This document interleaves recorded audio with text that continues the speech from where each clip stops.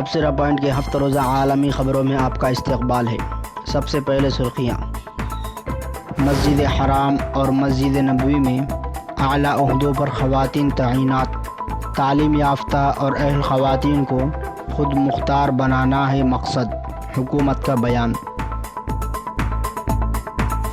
افغانستان میں طالبان کی لگاتار پیش قدمی جاری، مقبوضہ بیت المقدس میں ایک اور مکان مسمار۔ اسرائیلی ظالمانہ کارروائی میں 12 افراد بے گھر۔ خبروں کی تفصیل۔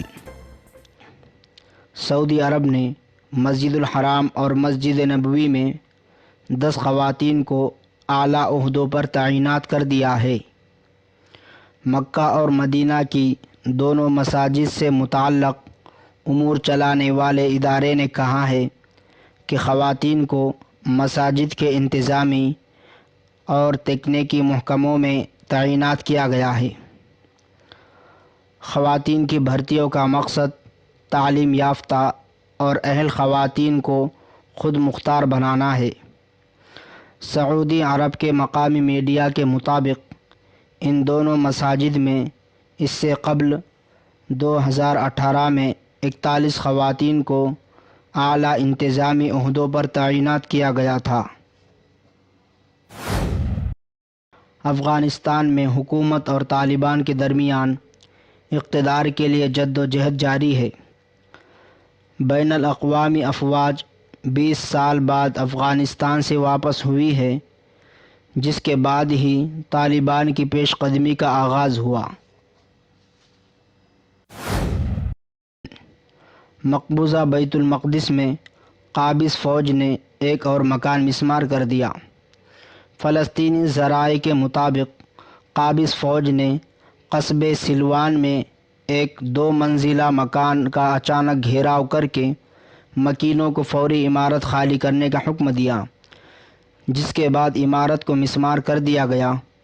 اس ظالمانہ کارروائی سے 12 افراد بے گھر ہو گئے ہیں۔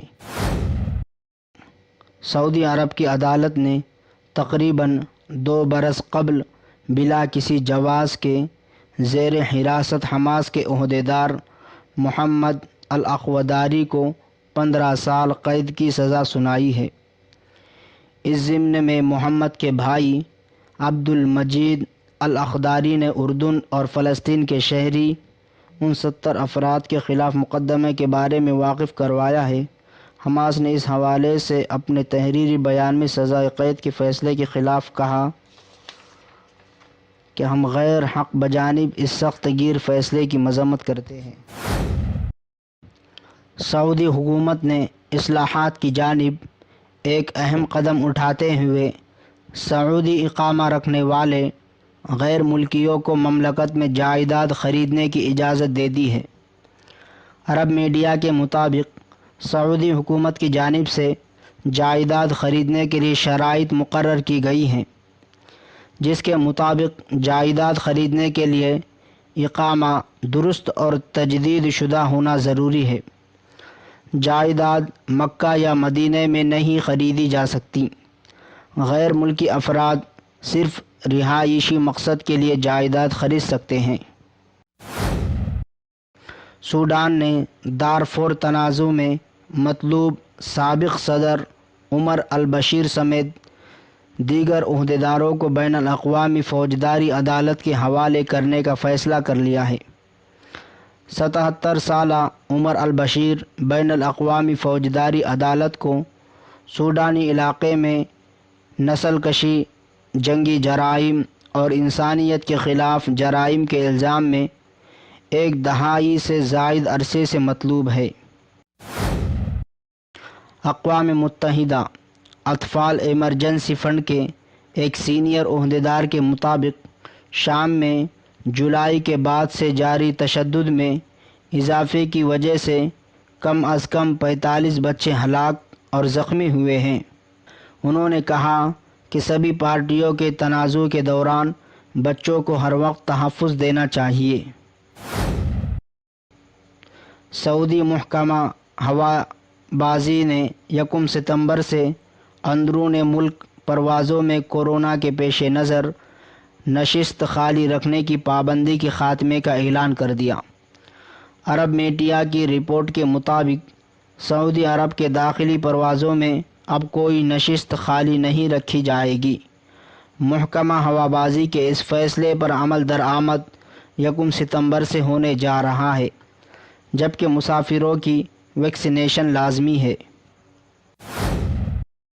نائجیریا میں حکام نے بتایا کہ 7 سال سے زائد عرصہ پہلے بوکو حرام کی جانب سے اغوا کی گئی اسکولی لڑکیوں کو رہائی مل گئی ہے اور وہ واپس اپنے گھر چلی گئی ہیں۔